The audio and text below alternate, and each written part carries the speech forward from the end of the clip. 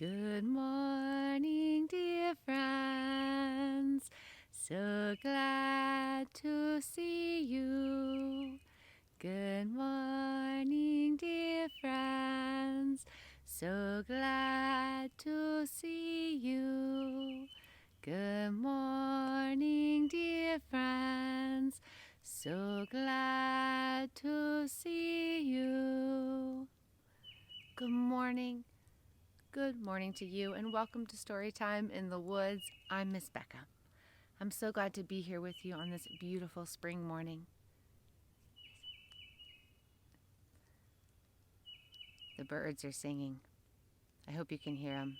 They're beautiful. They've been waking me up each morning, or I should say, when I wake up each morning, one of the first things I hear is the song of the birds out my window, and I love that. These winter nights have been kind of quiet, and the winter mornings have been very quiet. I love the return of birdsong. Friends, I'm so glad to be out here in the woods with you.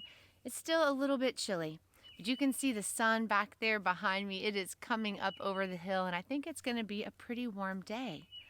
I got some carrot seeds in the garden, and some lettuce plants are in the garden under some row covers, and everyone seems happy. Spring has sprung.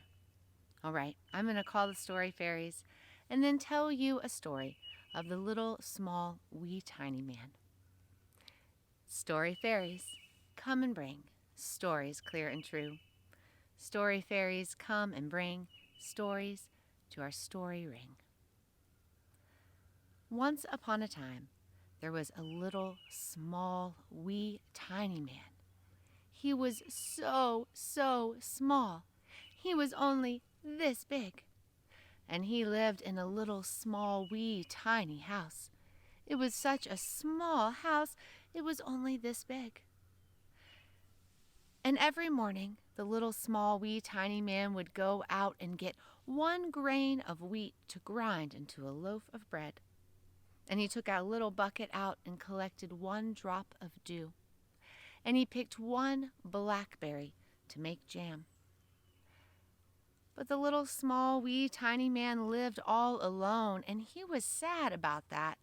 He didn't like living alone, and often he cried about it.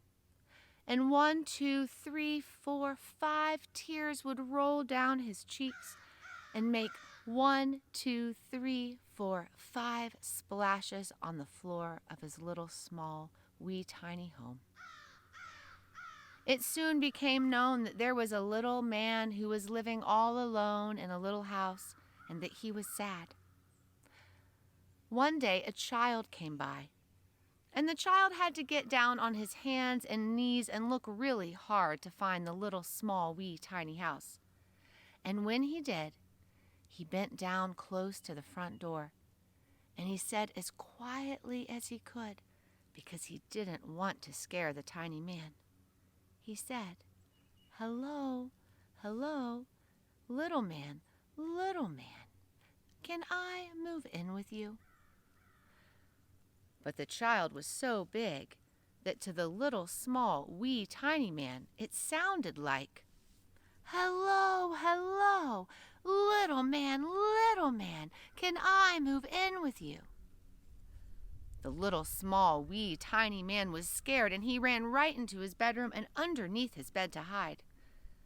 And then he put his hands out beside his mouth, and as loud as he could, he shouted, "No, you are much too big. Please go away."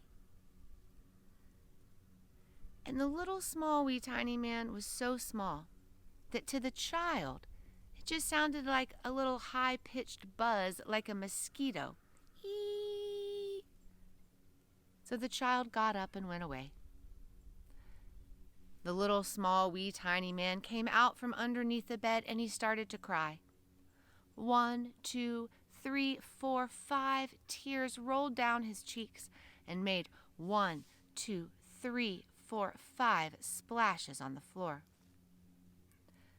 Next came a cat. She was big and fluffy and had golden eyes, and it didn't take her long to find the little, small, wee, tiny house because cats have very good eyesight. Well, she got down close to the house and looked in one of the windows, and she used the quietest voice she could because she didn't want to scare the little small wee tiny man. And she said, "Meow, meow, little man, can I move in with you?" But the cat was so big that to the little small wee tiny man it sounded like, "Meow, meow, little man, may I move in with you?" The little small wee tiny man, he went to his window to look outside to see what was out there.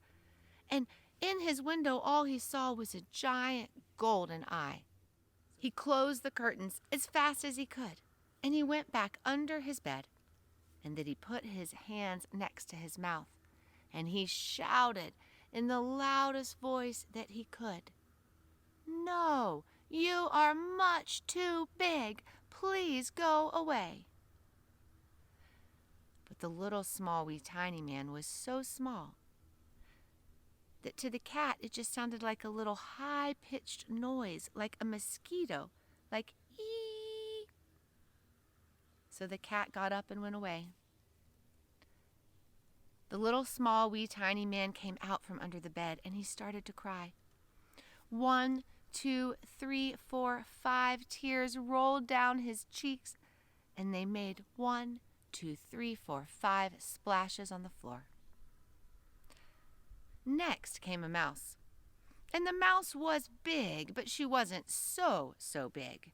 And it didn't take her long to find the little small wee tiny man's house because she could smell the bread baking in the oven. When she got there, she kneeled down close to the window, and she said in a quiet voice, for she didn't want to scare the little small wee tiny man, she said, "Squeak, squeak, little man, may I move in with you?" But the mouse was still so big that to the little small wee tiny man it sounded like this, "Squeak, squeak, little man, may I move in with you?" The little small wee tiny man went to the window to see who was outside, but all he could see was a big, wet, pink, whiskery nose. So he closed the curtains again and he ran back under the bed. Then he put his hands next to his mouth and he shouted as loud as he could, "No, you are much too big. Please go away."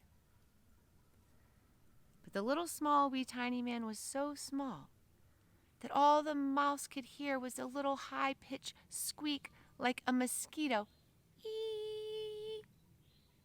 So the mouse got up and went away. But then an ant came along. And as soon as she saw the little small wee tiny house, she said, "Oh my, truly a fine gentleman must live in a house this large and lovely." And she walked up to the front door, and very shyly she pressed the doorbell. Ding dong, ding dong. And the little small wee tiny man came to the door and he opened it. And there he saw the ant. He thought she had beautiful, shiny black skin and long legs, and he liked the way her antenna moved in the wind. He just liked something about her immediately. And she said, "Hello, hello. I hope you don't think this is rude, but I'm wondering if I could move in with you." And the little man threw the door open the rest of the way. And he said, "Oh, darling creature, come in, come in. I've lived here all alone, and I've been so sad. If you move in with me, I'll be happy from morning until night." So the little ant came inside, and she ran around the house. She couldn't believe how big it was. She'd never been in a house so big and beautiful before. And from that day forward, each morning, the little small wee tiny man went out and got 2 grains of wheat to grind for 2 loaves of bread. He took his bucket out and got 2 drops of dew.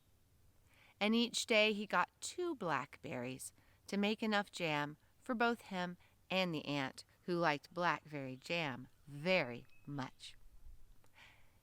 And the little small wee tiny man and the little ant lived there together in their house, happily ever after, and all was well in the world.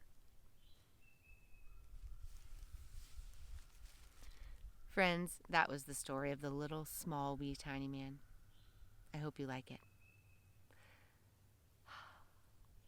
I think I'm going to like this day. The sky is blue, it's not too hot, and it's not too cold, and something about the air just smells like spring. But my favorite part of the day is being out here in the woods with you and telling a story. Thank you for coming. Thank you for being here with me, friends. I hope you have a lovely day. And more than anything, I hope you know that you are loved.